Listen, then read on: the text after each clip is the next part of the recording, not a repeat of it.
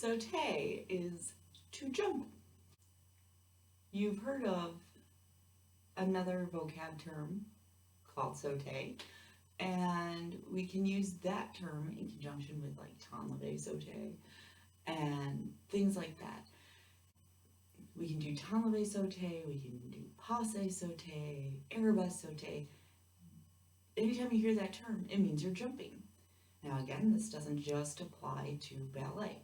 So if you're jumping in another class, that still falls under the same category. Like I said, each one of these terms can be applied elsewhere. So if you're in hip hop, you do a hitch kick, that's a type of jump. You do a stag leap, that's a type of jump. So on and so forth.